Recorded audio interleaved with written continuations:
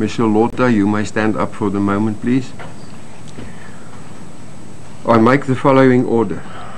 The extradition of Ms. Charlotta from the United States of America to the Republic of South Africa is declared to have been done unlawfully for want of a valid and lawful request for her extradition by the South African executive power. Secondly, this court does not have the jurisdiction to try Ms. Charlotta on the offences she is charged with.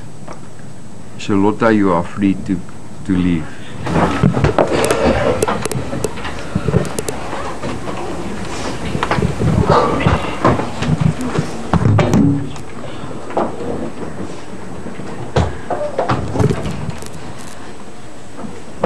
Hello. Hallo, hallo, hallo.